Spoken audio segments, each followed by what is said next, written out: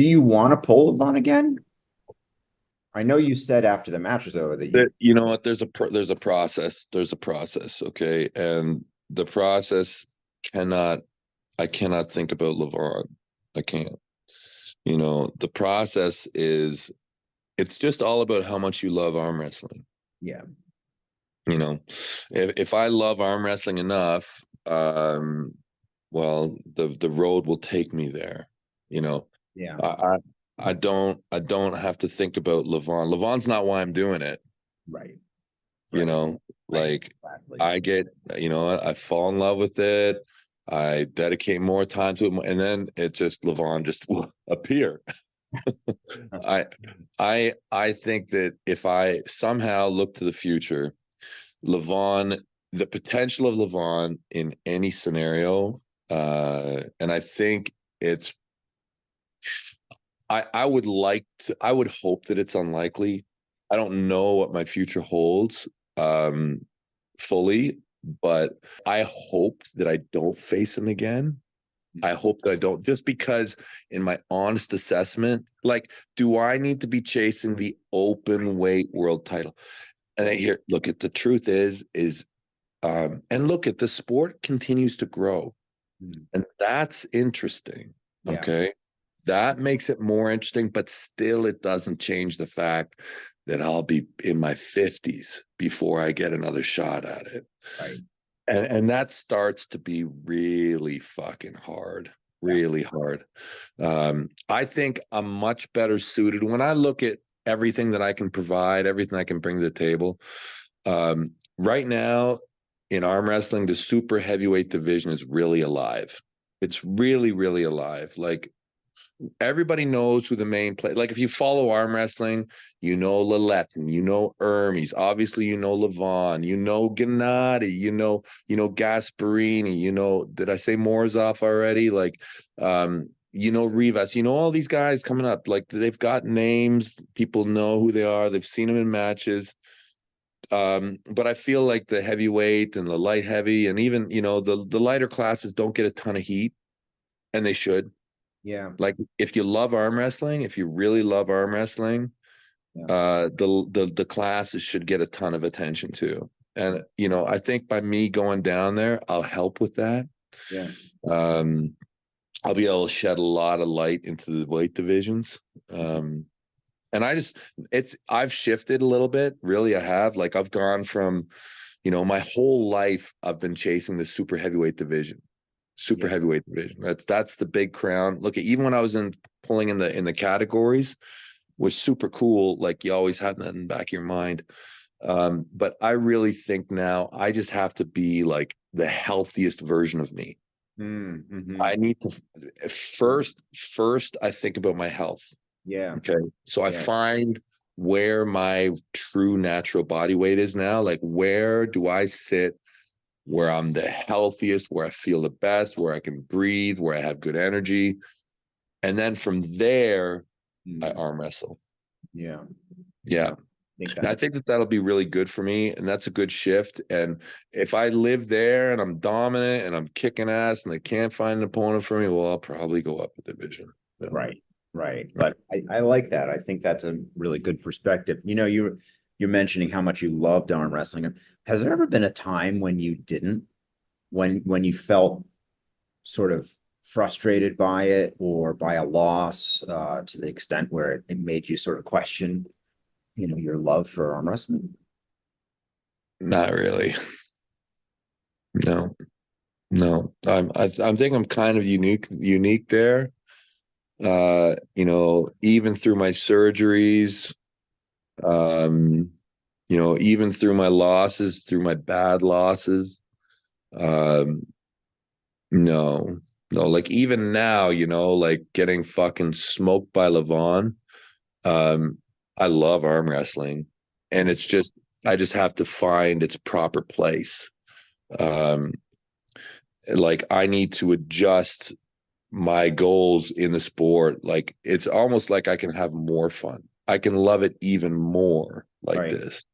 Yeah. I just have to continue to properly find arm wrestling's place, and I love it. Yeah, it's great. I've never thought arm wrestling was bad. Never.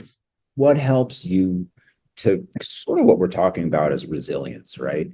Especially in the face of challenges, overcoming defeat, things of that nature. What helps you maintain resilience, and what also, to that end, sort of helps you maintain that perspective of sort of that positive mind space, even in the face of challenges and or overcoming defeat. So how do you do that? I should be paying you for this stuff, right? Yeah, Jody's claiming responsibility right now. I've actually thought a lot about this. I think inside every person, there's a light, and it's far, far away, and it tells you where you're going, and you can go on the path or off the path, but people are always moving towards this light that's far, far away in their lives. And and from a young age, I fell deeply in love with physical performance. I tied physical performance to what it means to be a man, to what it means to be a fighter, to what it means to even just be a good life form, having good health and all this stuff, and it wasn't arm wrestling first. It was, I want to be fit, I want to be healthy, I want to be tied to my community, I want to be beautiful, I want to live a long time, things like this, and so you fall into sport, and arm wrestling is a very specialized sport, but it's very beautiful in the sense that it has such a strong communal piece to it. Really, like, it's an individual sport, but we practice by coming together and being in proximity and holding hands. So for me, arm wrestling has a massive community piece, which I really crave. I'm fine when I'm alone, but I also require people in my life. It's a big requirement for me. In arm wrestling, I can really kill two birds with one stone, right? So there's that. I do think that arm wrestling is that nice blend between combative and just like physical strength, right? It absolutely is a game. There's skill requirement. You have to learn and understand your body, which has always been something that I've been really fascinated about. Just, one of my first entries into sport was bodybuilding. Okay. Like when I first like opened like my life and like was like, I was influenced by Arnold probably before I was influenced by any other athlete, and the thing about bodybuilders is they know their body like a lot, like all athletes need to, but bodybuilders, that's like all they are doing. Like they master that stuff, right? And in arm wrestling, it's the same. You have to understand your body. You have to understand your connective. You have to learn how to heal yourself. And I'm fascinated by all this stuff. I'm fascinated by health and fitness. So arm wrestling is quite a great tool for me. It's a great tool for me to grow and for me to continue to learn and unlock things. And that's what I get from it, And now the lesson that arm wrestling will teach me is it'll teach me health. I will learn more about health in this upcoming chapter of my arm wrestling. I've learned about performance. I know through arm wrestling now, I will learn more balance. I will learn more community. I'll learn more leadership. So arm wrestling is like my tool. Right. It's my tool to kind of unravel my life. It's great, like how such a small sport can become your teacher, Yeah. Well, I like that. So sort of looking at it for different maybe stages of what it is Yeah. too. Mm-hmm. But there's always something there because it's multifaceted, right? There's a lot. Like, I could completely cut my arms off and I could still be an arm wrestler. in the community. Right.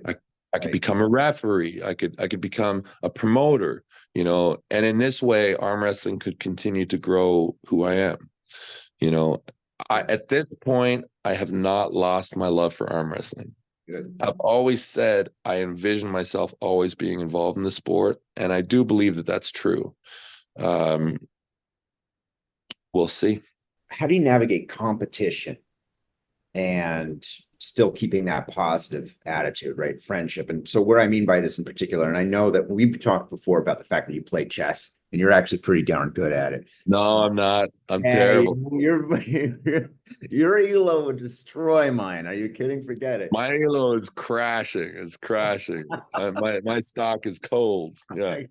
So Anyway, one of the things I notice, at least for myself when I'm playing chess, is that it can, depending on my mood state, right? Sometimes I can get just like really, fuck, I'm losing. Like it drives me nuts. Like, yeah. but when I remember back to the process and what I enjoy about it, the different, strategies, moves there, then I'm able to really like it again, right? And I guess there's an element there of sort of how competition can sometimes also become motivating, but it also can become something that I think can be consuming in a negative way. How do you experience competition and keep sort of positively motivated? How do you and sort of steer clear of the potential negative consequences, or have you felt negative consequences of competition? Has it led you to any sort of darker places, as it were? First off, I just want to tell you that I am not perfect. Okay. Like I do my best to do the things that I'm going to describe to you, but believe me, I do not always land where I want to. Okay. Now, what I've found is that I am by nature, I believe, neither optimistic nor pessimistic. I believe that this is my nature. I believe that I try to see things as accurately as I possibly can. But what I will actively try to do is I will try to envision positive outcomes. Okay. And what I will try to do is it's for me, it's a very subtle thing. And I got this from a book. Okay. I got this from a book when I was young, but I believed in it. And I chose to dwell on it from a much younger age, and now it's just become part of who I am, part of the way I process. But I choose only to think about how great it is to win. You know, I don't think about, oh, I don't want to lose. Like, I don't think I'm going to go train because I don't want to lose. No, I train because how great it is to win. Right. And I keep my head there all the time. I'm like, it is going to be so incredible to have this victory. It's going to be so incredible to do this thing. And even if it's impossible, okay, even if like I do my analysis, and I think that I am quite accurate in my assessment typically. And I typically choose what I'll call matches or missions, choose endeavors in a sporting realm, okay, not in real life, but in a sporting realm, I typically choose things that are probably just out of reach, just slightly out of reach. And for me to win is something incredible, Right. something that I didn't think I would be able to do. Yeah. So this kind of forces me to grow, right? For me to be at this level, I will have to become a better person than I am today. It's very motivating. I try to really, really respect deep down the people that I'm fighting. Like I think of them very highly. Yeah. I think of them as, just something better, where I have to come up to them. And I try and live there a lot. And the truth is like leading up to the competition, this will fail. a lot. Okay. I will have moments of doubt. I will have moments where I'm like, fuck, this is again killing me. I still carry on with the process, but I'm like, I'm fucking running into a brick wall here. I cannot maintain uh intense positivity while holding on to my personal integrity for too long. Okay. But I can do it for like 48 hours, 36 hours. I can do that. I can do that. And that's when it matters the most, is at the end. Right. So I like consciously flip a few switches at different times. So like once I'm 36 hours from the event, I only see positive outcomes. If I even start to have a thought, I'll wash it away. I'll remove it from my mind. And the last bit, I'm just thinking positive. It's hard to do. Not easy to do at It's all. very hard. That's one of the hardest things, I focus on how great it will be to win, how incredible it is. The whole fear of failure thing, I don't do that. I don't do it. Yeah. Do you have any sort of like what I like to call cognitive shortcuts, tricks that you go to if negative thoughts start to creep in, loss, fear? One of the things, for example, that I respect so much about not just you, but a lot of the competitors is, especially in today's day and age where everything's on social media, a lot of the stories you guys posting, the lifts that you're doing, right? Levon dropped that lift of him doing the pronator of like 177 pounds, whatever it was. How do you see that and not let it into your psyche, right? How do you, Oh, that's got to be the so fight hard. starts early. Yeah, and that's a great example, Like the thing is I'm very well aware of who it is I'm facing. Very well aware. Um, you know, this particular match is very difficult, right? It's probably impossible. Like he's got better lifts, right? And when you look at it, you're like, um, I visualize I think you just have to visualize fighting. Yeah. You see that and you're like, damn, I'm like, that's fucking brutal, but you can't stop fighting. When So you when you think about it, yes, you can accept these facts. These are facts, right?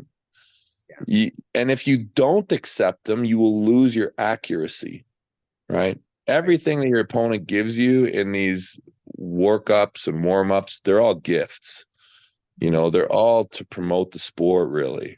Like, because if it's not like they aren't there if he doesn't show them to you, that's right? Yeah, that's a good So point. so it's good to have the information, you know. How did, Um, how did you feel though, uh, when you saw that? When oh you yeah, listen, I already knew. I already knew. Yeah, Okay.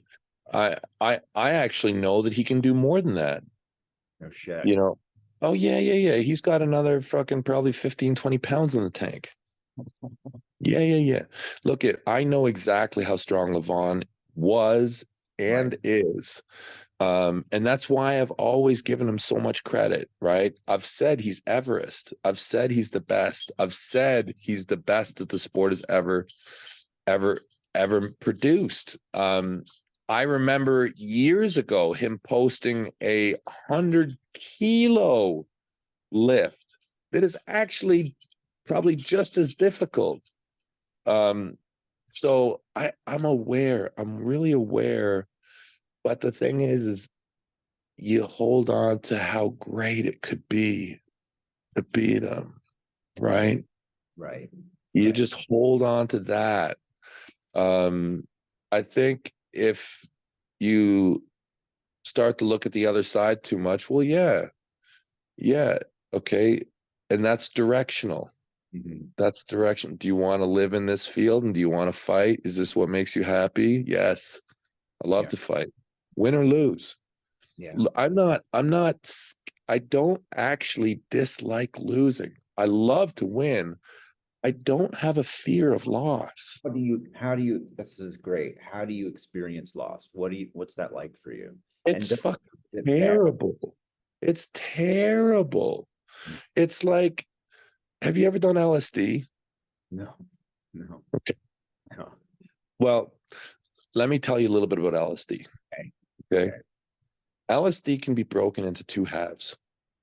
Okay. There's the rise of LSD and there's the fall of LSD. Okay. So as you're rising through LSD bliss, okay, the world is light and wonderful and filled with opportunity. And you see the good, you see everything that's so great.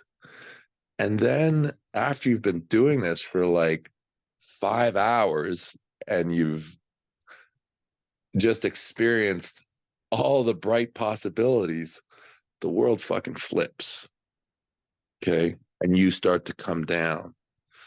And in this process, it's murk, it's ugliness, it's disgusting, it's failure, it's hopelessness, it's an inevitable fucking black hole death, you know. There's no escape. It's very dark, okay?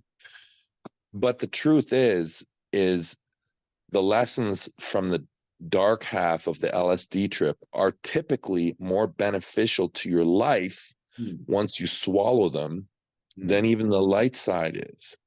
Um, and it's the same thing with a loss. It's terrible. It feels like shit. It's fucking horrible.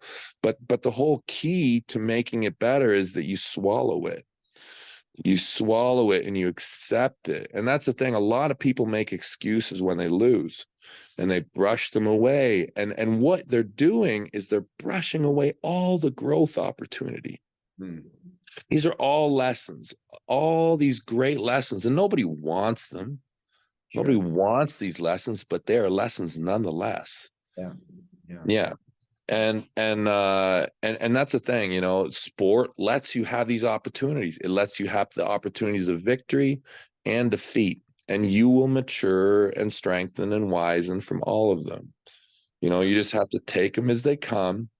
Choose your matches, right? If you just want to experience more bliss and more happiness, then probably go for easier ones. If you want to have, you know, shitty dark times, choose the path of Ryan Bowen. You know, Hey. you want to be balanced, then just, you know, maybe choose the path of like Paul Lynn. Paul Lynn has like good match selection. He wins and he loses, you know. For me, my motivation is very simple. Yeah. I like the way it makes me feel. You know, I like the way I feel when I'm competing at the arm wrestling table. I like it. Sure. I like the pressure. I like the sensations. Um, it's a fight, but it's safe. You know, like I like to fight. The only thing I don't like about fighting is that you can kill people and you can hurt people and you can damage property and all this stuff. You know, it's very gray. Okay, like at best. You know, Yeah. so you know, I like it's human nature to want this exhaust. It's human nature to have violence inside you, and sport is just a beautiful outlet. You can get that release to some degree, Right. from arm wrestling, from sport. So one of the things I did want to ask you about is fear. How do you experience and overcome fear or confront fear? So this is one I'm very experienced with, right? Like I'm super experienced with dealing with fear. Um, so obviously a big way to deal with fear is understanding the fear and preparing for it, right? So whatever you're afraid of, you prepare yourself to be able to overcome it. That's a big part of it. But you have to change your mentality. You have to change your personality, basically. And you can do that. You can. And I don't think I have an illness or anything. I don't think I have multiple personality disorder or anything like that. So either. Maybe we adapt a different personality for most of our daily lives and let ourselves be who we truly are in competition and in battle. Like I don't know, but what I'm sure of is there's a shift that happens. Yeah. Yeah. The most difficult thing to do is to allow yourself to be comfortable behaving in this way. This is very difficult because the way that you are when you fight, you may not like that person. Yeah. You've seen Tyson say becomes tearful when he talks about fighting self. Right. And you know, it's the same with most people who do these psychological things, right? Like you know, who look at what I am at the arm wrestling table is a derivative of what I did when I was a special forces guy. Mm-hmm. It comes from there, Mm-hmm. right? So, I mean, probably better to go back to that. Yeah. So what happened is, so I am Devon, okay? I am this person. And I'd say for the first probably 30 years of my life, this person was very, very consistent. Okay. My personality, the way I behaved, I would say that it was always very consistent. No matter where you dropped me, no matter where I was, I would behave in a similar fashion and have similar feelings and thoughts. Um, in 2005, I would be 30. That would be my first like combat tour. Okay. I'd done tours before, but combat tour is way different. Okay. How old were you Like when you entered the military? I entered the reserves at like 19. Okay. Okay. And did the training, I switched to regular force when I was 21. Mm. I did my first tour by the time I was, you are planning to do these patrols and do this presence. And if something happens, you can respond. Okay. But it's not the same. 30 was your first deployment where you actually 30. Yeah. So at 30 years old, this was my first combat tour with JTF. Okay. So I went over there and we were in the shit. Okay. Like okay. There is no other mission for us really. I mean, sorry, it's not that there's no other mission. It's just that that's what we're there for. And that's 90% of the time what we're doing. So, and yeah, and I mean, it was a rough one. Like I got shot twice, and yeah, just was involved in all sorts of crazy shit. And I came back from that, and I will describe to you all of the textbook PTSD symptoms, Mm-hmm. all of them, right? Like I had increased heart rate at night, I had waking and nightmares, all this shit. Okay. Um, anyways, so I licked my wounds from this. Okay. I licked my wounds. I processed it. I dealt with it. I worked through it. I apologized to the people that I thought I let down. I found a way to find growth from that fucking tour, which was really hard. I think I'm probably still growing to this day from that tour. But but when I went back, it was very different. Because what I realized is the guy that I was didn't love combat at that level. Okay. I had an aversion to many of the things that were required to excel in combat. Right. And one of those was fear. Okay. I did not like the idea of dying. Okay. Nobody does really. There are actually, I shouldn't say that. There are actually a lot of people who do like the idea. So what I realized that for my own and for my team's survival, that I needed to be something a little bit different. Okay. I needed to be something that lusted for it. I needed to be something that relished in the opportunity to go out and fight. It's darker. It's darker. The thing that I can and did become was, much, much darker. you know,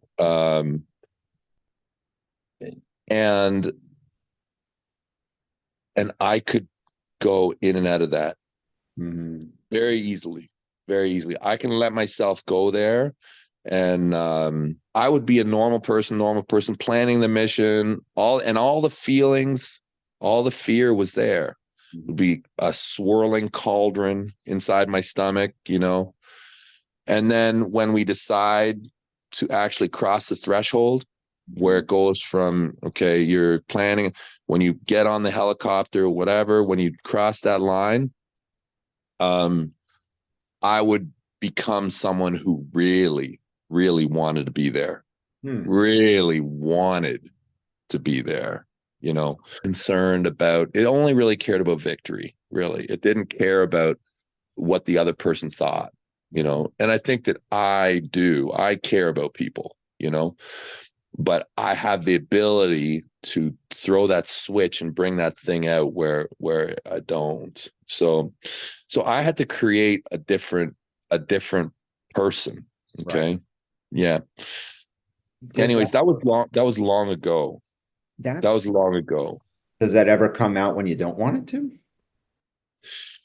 It's very interesting. Um, what happened was uh I think that after I stopped working, Hmm. it started to creep into my life a Hmm. little bit. Yeah. So when I got into the military, it was 2016. Hmm. There were a few years where I was a little bit aimless. Okay. A few Hmm. years.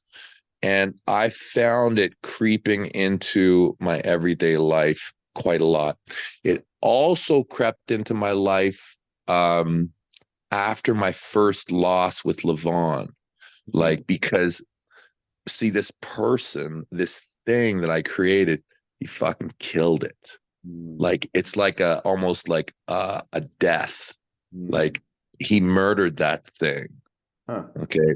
But the thing is nothing is ever gone forever, right? Like, and from its ashes, it kind of came back more purified.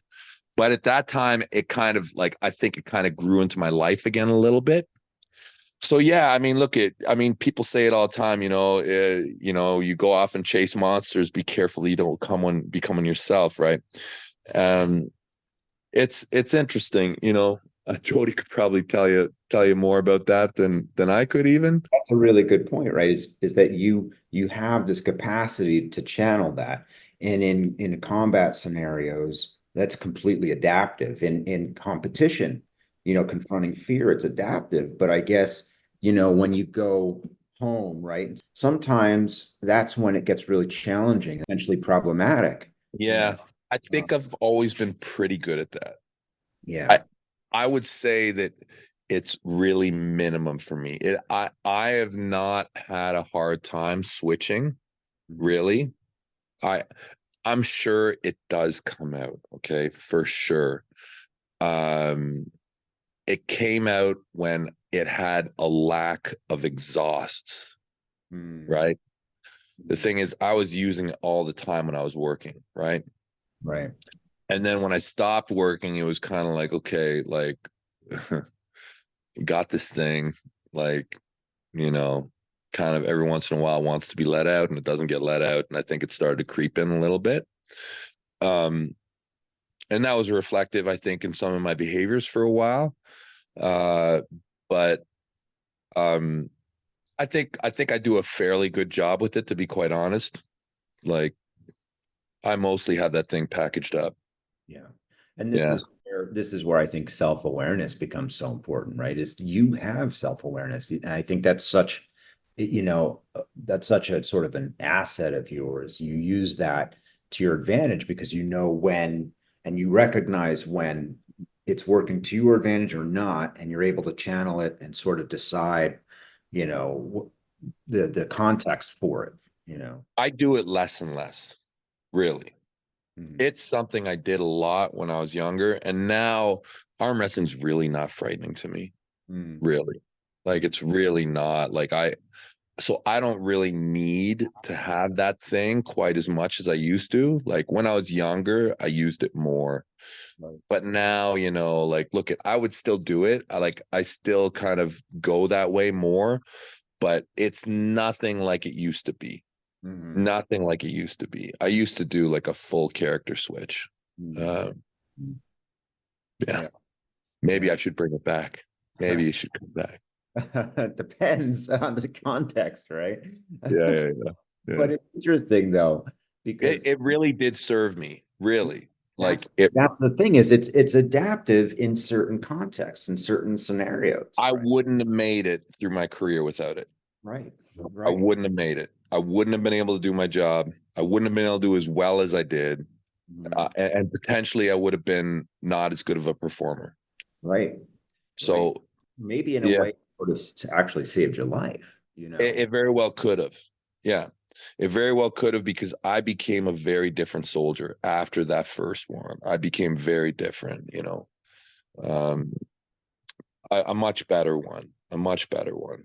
Um, and I don't want to paint the picture like I was some kind of a psychopath or something. The fear did not affect me at all. I enjoyed it. I Mhm. went from living in fear to it being exhilarating Mhm. and making me feel alive. Right. Yeah. How So do I you turned it from a negative experience to a positive experience. how do we talk about this sort of as, also in the context of, obviously war and being a soldier and obviously a lot of this overlaps with traits of masculinity, being what it means to be a man, but also the whole thing about being a family man, right? Raising a family, and you have a family you're very close to. What's the experience there, and in particular, as you see your sons now competing too, and Auden's getting looks like he's getting really strong as hell. Like, holy shit, right? Yeah. Um, what's it like there, and to what extent do you feel like, is that sort of something you would want to impart to them or not? Is it something you would want? I think it's too late. What do you I mean? think that they got it long ago. Yeah. I think that they saw me and they learned from me, and I think I don't even think I need to talk to them about it so much. Um, the I, it is for sure something that I do talk about with my kids and continue to develop, like just things like mindset and that. But having kids, having a family, the way you raise them, um, for the most part, I just look at them like they just need food and water and love. Right. And anything I do past that might be good, might be bad. Mhm. But, food, water, love, take care of them. That's the simple thing that never there's never anything wrong with that, really. Uh, Pushing them any direction, you think it might be good, but it can be good, it can be bad. Auden, Milo Milo is interesting because he is still quite divergent, if you know what I mean. He's going a lot of different directions still, which is great. Okay. So he does arm wrestle. I do talk to him about arm wrestling. I do not talk to Milo a ton about the psychology of like warfare and fighting. Not a ton. He doesn't need it right now. He is not necessarily going to be a fighter base mind. He's very social, very social. So I don't necessarily want to influence his mind so much in this way. Um, Auden is a fucking maniac. He's more than I was. More. Yes. Like he is I quite honestly, I'll tell you that his mind is stronger than mine was. Yeah. He's got more dedication, more focus, more energy, uh, more self belief, even Hmm. like he's really, Auden is a fucking maniac. Like, really, What's that like for you to see? it's a bit scary. It's Yeah. a bit scary. Yeah, I know the path, and I know it's a fucking crazy path, you know? But the thing is I just want him to have happiness and success in his life, right? So and I know that this way is hard, and I have to kind of look at, winning is easy. Winning is psychologically very easy. But to stay on the path through loss, I mean, this is always the challenge, right? Um and look, at Auden is doing everything right. Everything. I couldn't guide him better, really. I really, like, he couldn't be more on target than he is. Couldn't be. There's not much I can really do. I'm almost to the point with Auden where we are running together. I have more experience than him. I do. There's still a lot of lessons that I can teach him by my experience. But when it comes to innovation, analysis, you know, taking information from current activities, he might even be better than me. You know what I mean? So that's really interesting. So in a way, we are peers, or even he can lead, but obviously in a lot of ways I can still lead. And it's, I have to remain humble with my kids, and I have, for the relationship to continue to evolve and be fruitful, I have to accept the fact that they will lead me and I will lead them. I will learn from them, they will learn from me. But for me to discount what they have to teach me will damage the relationship as well. Uh, and then there's Habry, Yeah. and uh, and I think I have a lot of work left to do with her, a lot, and I certainly will impart a ton of mindset stuff to her. And it's my belief that she actually has the most powerful mindset of all of them, but it's so buried. It's been really, really buried. And it will take a long time to unlock it. Not a long time, but it will be a process. She's 15, but the thing is, you see someone when they're a child, and I think that that's who they truly are. You know, like when you know someone when they're 3 years old, like them, That's interesting. and then there's all this stuff that's built on top. You know, and to be a girl and to be 15, it's that person is typically buried. Yeah, that's a good point. It's tough to be a 15-year-old girl. I know that she's an incredible warrior. She is. She just is, whether she wants to accept it or not. Like, I saw her fight when she was a kid in so many different ways that and it'll be something. It'll be a process to unlock that in her. But I'm confident by the time that she leaves this house, she'll be well on her way. But yeah, I don't know if that was your question or not.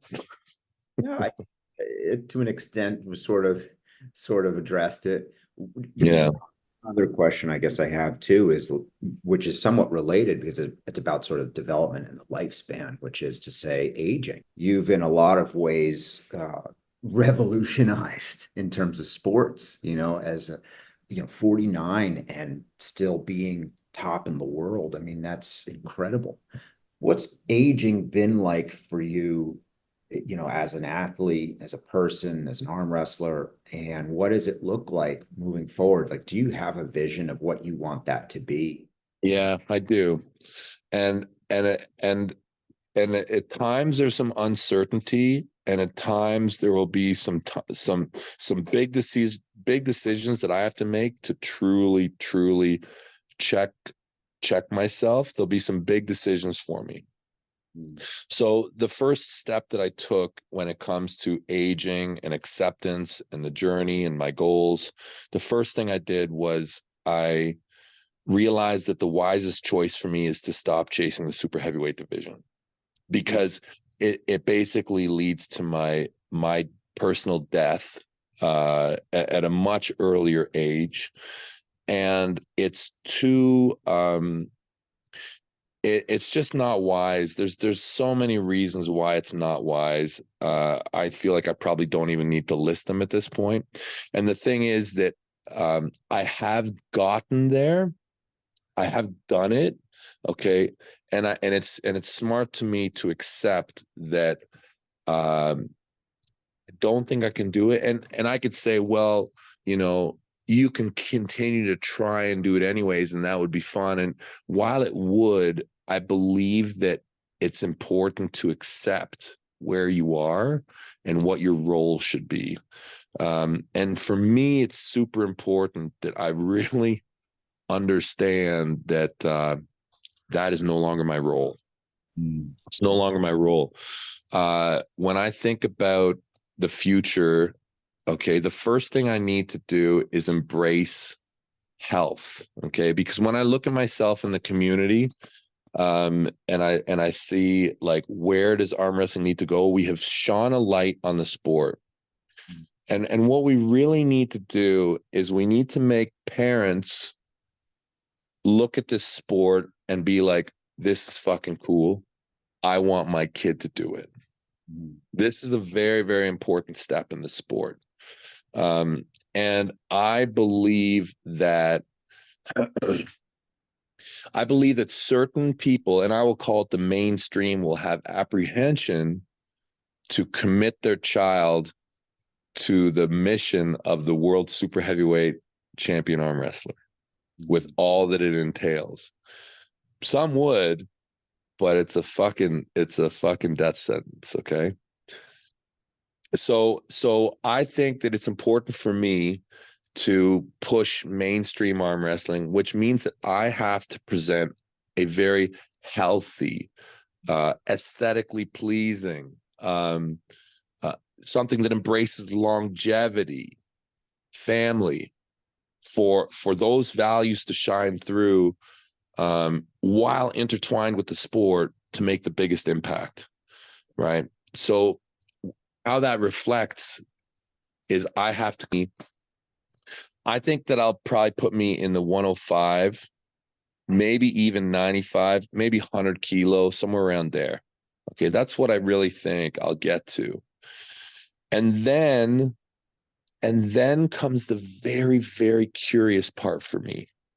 The very curious part, and I'm not certain where it will land.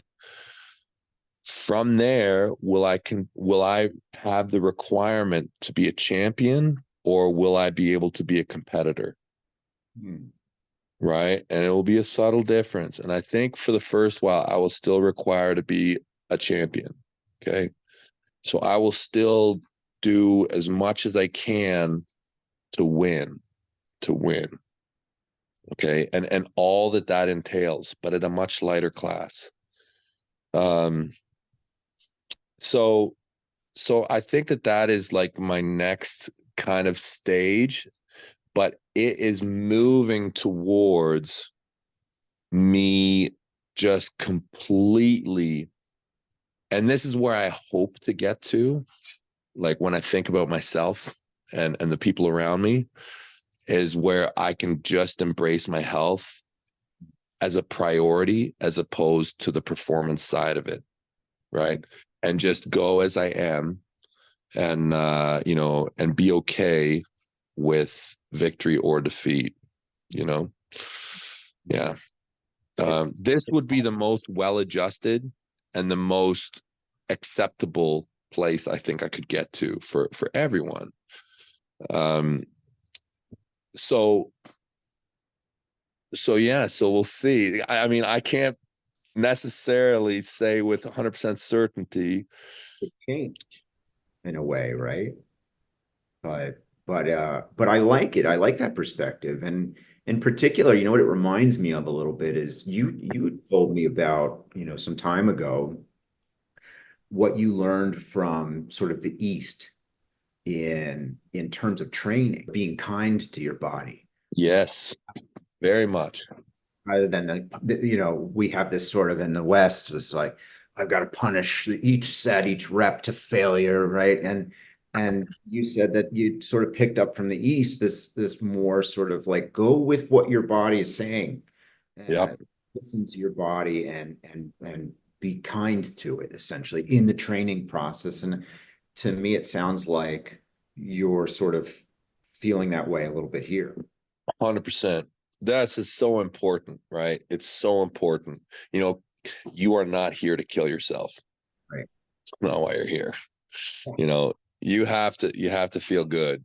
It's the only way. Yeah, you have to be good to your body. You have to be good to all the parts of you. You know, that's how you're going to win. That's how you're going to do your best. You know, by you hurting yourself in any way, really, when you look at the big picture, it's probably not worth it. We all, to some degree, are slaves here. Mm. To some degree. Okay. We try and minimize that. We try and shrink that. Right. But to some degree, we are outside of, you know, what exactly it is what we want to do. Right. That's life. We're all mortal, you know, so there will be some things that we accept to do that maybe aren't perfectly in line with that. But that's embracing being a human being, you know, which is totally required from time to time. You know, we can't all just live in the palace and, you know, like, That's true. That's true. you know. Yeah, I think that you want to listen to your body as much as you can. Be good to it. Be very good to it. And you know, be good to your soul, be good to your mind, right? Um, I love I love to live in the fire. Really, I do. I love it. So that's one of the reasons why it's so easy for me, because every time that I kind of do a reset and I tell myself, okay, Devon, you don't want friction. You want no friction in your life. Do what you love. Figure out what you love and do that. And I always come back to the same place. I come to the same place over. So it's easy for me. You know, I've figured out what makes me tick. I've figured out, you know, my path of least resistance. So then, yeah, so it's at that part, I like to fight. I like to fight. Yeah.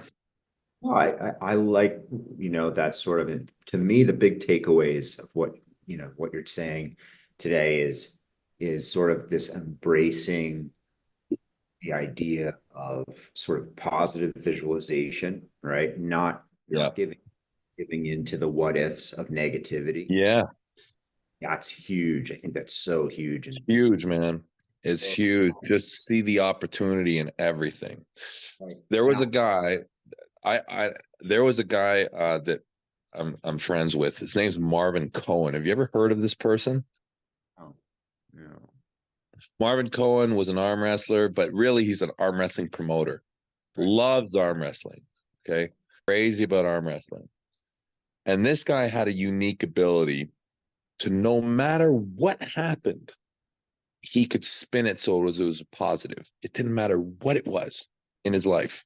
You know, the seemingly most terrible thing could happen to him, and he would spin it to see the positive. And yeah, I think it's really important. The quicker you can do that, the more you move forward. You know, no matter what's thrown at you, if you can find the light in it, then you continue to move forward all the time. You know. Yeah, I think Yeah. that's such an important sort of mindset and like a lesson, so to speak, which is, learning from loss, not just, not making excuses for it, but accepting the loss if you have one, and Acceptance.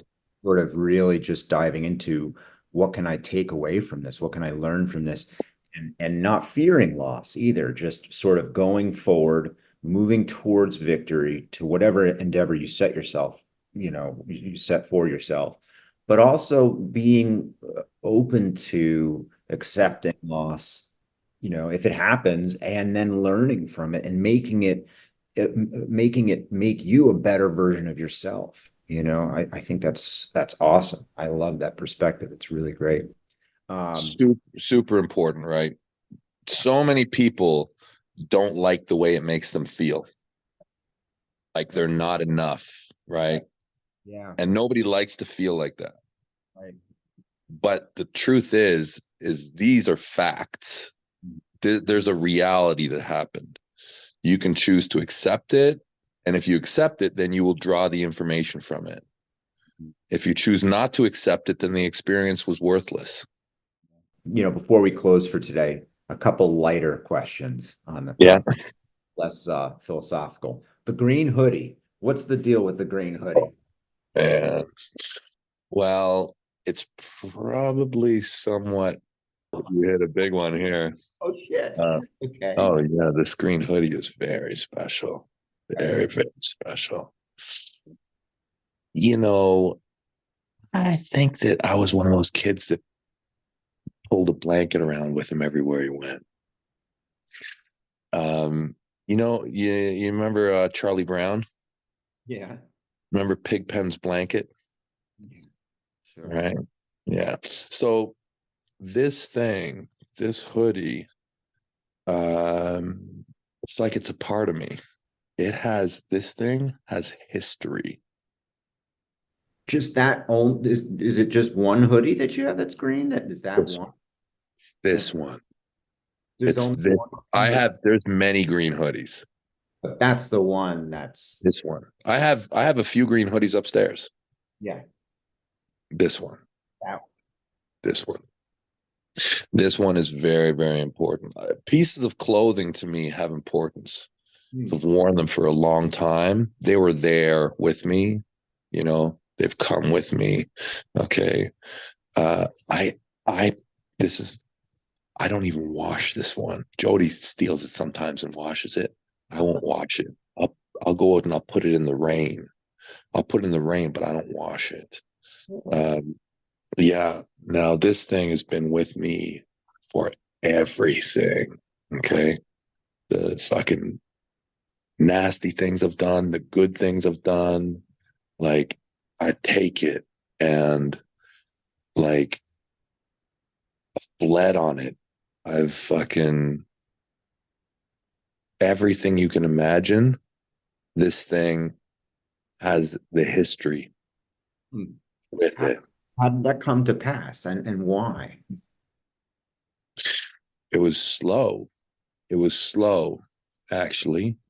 So the first thing was I was gifted a green hoodie.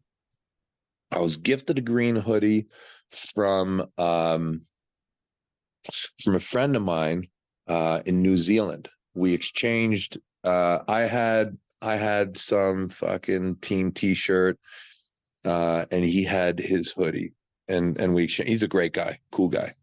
Um, Still friends with him. He's actually coming to Canada in a couple days, maybe. Um, and I loved the thing, and I wore it all over the place, and I just really liked it. It was a nice green hoodie. I liked the color. But our team color, coincidentally, for Ottawa Hookers is also green. Okay. This is our team color. And then I got No Limits arm wrestling merch. Uh, and this was the first hoodie that I got. Okay.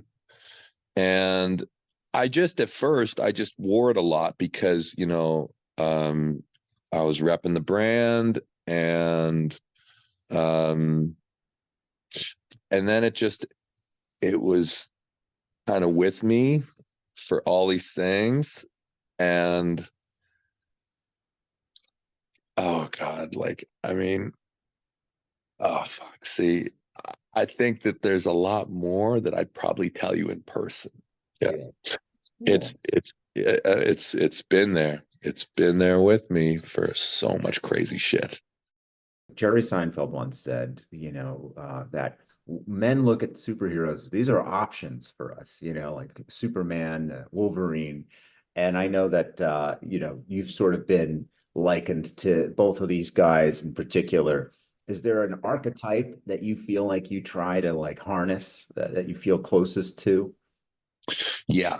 So I remember WAL. Okay. WAL, they branded me as Superman. Right. I think you I even have like a curl. I hated it.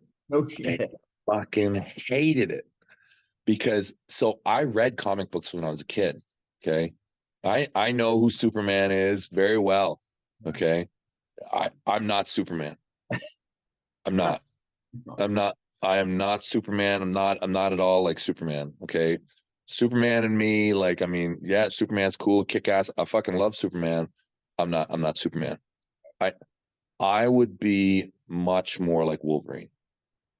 Yeah. Yeah, like if I was to like identify with one of their personality types, yeah, I see I'm you more should like that. wear the Wolverine style. Yeah, sometimes I do it anyways. Yeah, yeah, yeah. Yeah. I for sure like I've read the comic books that I read a lot. I read Punisher. I read I read all of them, Yeah, yeah. really. But I probably the ones that I read the most deeply were Punisher, Wolverine. Those two were probably my favorites, but I read all of them. But I I just thought that Wolverine had the most intriguing story and the complexity of his personality. I felt that it was more believable and more authentic and more real. I don't think that anybody can be either so good or so evil. Sure. Sure. I just don't believe in these people so much. I know they're out there. I know they are, but for me, I'm more neutral. Yeah. I, I'm more in the middle, and I think that most people are. So they have elements of good and they have elements of evil, within them. And for them, I think for most people, if they spend too much time being good, they will do like really evil shit.